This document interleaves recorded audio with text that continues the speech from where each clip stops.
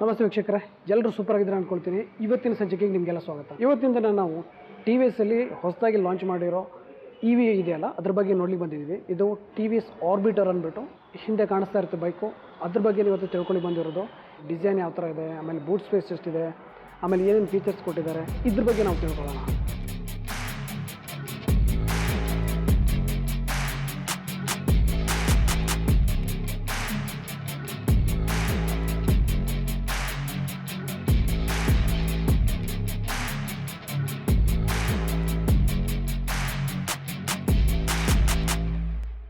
ನೋಡ್ಬೇಕಂದ್ರೆ ಗಾಡಿ ಈ ಥರ ಕಾಣಿಸುತ್ತೆ ಹೊರಗಡೆಯಿಂದ.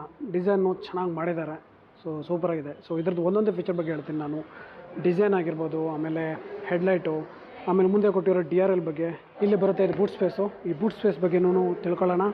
ಹಿಂದೆ ಇನ್ನು ಬ್ರೇಕ್ ಲೈಟ್ಸ್ ಎಲ್ಲ ಕೊಟ್ಟಿರ್ತಲ್ಲ, ಇದ್ರ ಬಗ್ಗೆನೂ ತಿಳ್ಕೊಳ್ಳೋಣ. ಇದು ಸರಳವಾಗಿ ಮತ್ತು ಸುಂದರವಾಗಿ ಗಾಡೀಲಿ 6 ಕಲರ್ ಬರುತ್ತೆ. ಇದರಲ್ಲಿ ಇದೊಂದು ಕಲರ್ ಇದೆ.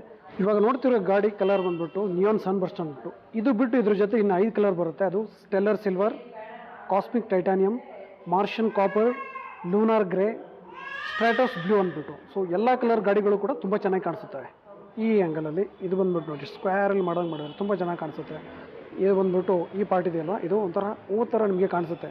ಅಲ್ಲಿಗೆ ಗಾಡಿ ಡಿಸೈನಿಗೆ ಮತ್ತು ಏನು ಆಸ್ಥೆಟಿಕ್ ಲುಕ್ ಮಾಡಿದಾರಲ್ಲ, ಇಲ್ಲೂ ಕೂಡ ಗಾಡಿ ಆರ್ಬಿಟರ್ ಅಂತ ಹೇಳುತ್ತೆ. ಇಲ್ಲಿ ಚಿಕ್ಕದಾಗಿ ಮತ್ತು ಕ್ರೋಮ್ ಫಿನಿಷಿಂಗಲ್ಲಿರೋ ಲೋಗೋ ಹಾಕಿದ್ದಾರೆ ಟಿ ವಿ ಎಸ್. ತುಂಬ ಚೆನ್ನಾಗಿ ಕಾಣಿಸುತ್ತೆ. ಇಲ್ಲಿ ಆರ್ಬಿಟರ್ ಅಂತ ಕಾಣಿಸುತ್ತೆ. ಈ ಸೈಡ್ ಇದೆಯಲ್ಲ, ಈ ಪೆಡಲ್ ಕೂಡ ಆರ್ಬಿಟರ್ ಅಂತ ಹಾಕಿರೋದಿದೆ. ಈ ಕಡೆಯಲ್ಲೂ ಕೂಡ ಆರ್ಬಿಟರ್ ಅಂತ ಬ್ರ್ಯಾಂಡ್ ನೇಮ್ನ ಹಾಕಿದ್ದಾರೆ. ಇನ್ನು ಸ್ಕೂಟ್ರಿಗೆ DRL ಇಲ್ಲಿ ಕೊಟ್ಟಿರ್ತಾರೆ. ಕಂಪ್ಲೀಟಾಗಿ ವೈಟ್ LED ಬರುತ್ತೆ. ಮುಂದೆ ಬರ್ತಿರೋ ಗಾಡಿಗಳಿಗೆ ಇಲ್ಲೊಂದು ಗಾಡಿ ಹೋಗ್ತಿದೆ ಅಂತ ಗೊತ್ತಾಗುತ್ತೆ.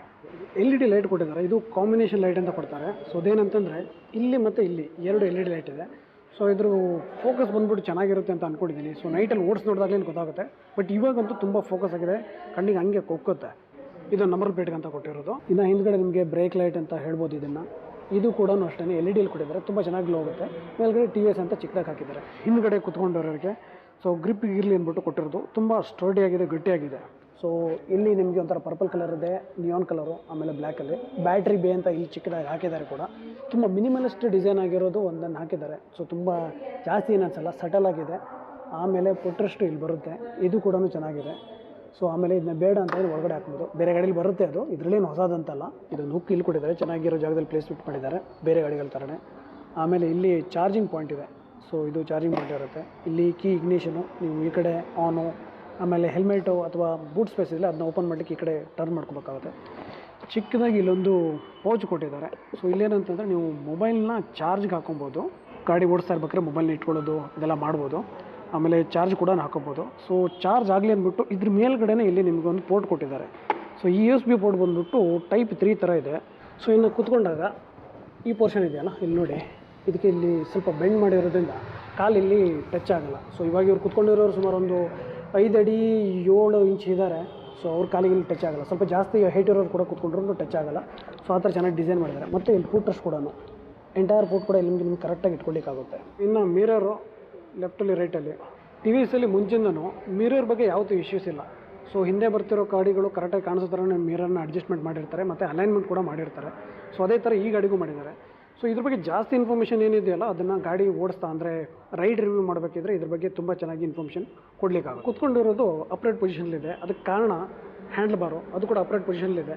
ನಿಮ್ಗೆ ಗಾಡಿ ಓಡಿಸ್ಬೇಕಾದ್ರೆ ತುಂಬ ದೂರ ಓಡಿಸ್ತಿದ್ರೆ ಅಂದರೆ ಫಟೀಗ್ ಆಗೋಲ್ಲ, ಆರಾಮಾಗಿ ತುಂಬ ದೂರ ಕೂತ್ಕೊಂಡು ಗಾಡಿ ಕೂಡ ಓಡಿಸ್ಬೋದು.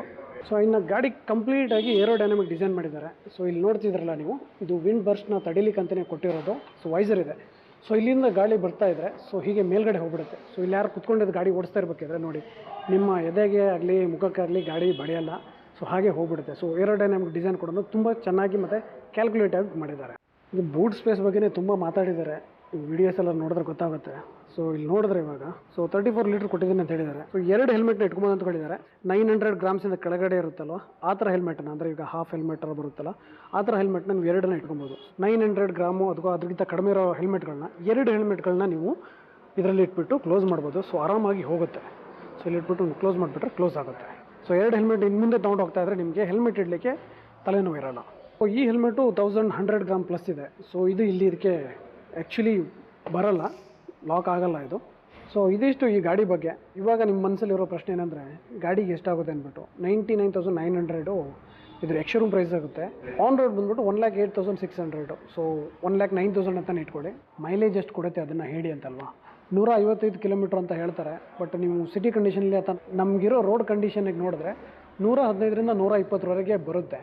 ಸೊ ಇನ್ನು ಸ್ಪೀಡು ಕೂಡ ಅಷ್ಟೇ, ನಿಮಗೆ ಟಾಪ್ ಸ್ಪೀಡು ಸಿಟಿ ಮೋಡಲ್ಲಿ 65ರಿಂದ 68 ಕಿಲೋಮೀಟರ್ ಸ್ಪೀಡ್ ಹೋಗುತ್ತೆ. ಇಕೋ ಮೋಡಲ್ಲಿ 45ವರೆಗೆ ಹೋಗುತ್ತೆ. ಇದಿಷ್ಟು ಈ ವಿಡಿಯೋದಲ್ಲಿ. ಮುಂದಿನ ವಿಡಿಯೋದಲ್ಲಿ ಮತ್ತೆ ಸಿಗೋಣ. ಅಲ್ಲಿವರೆಗೆ ಟೇಕ್ ಕೇರ್.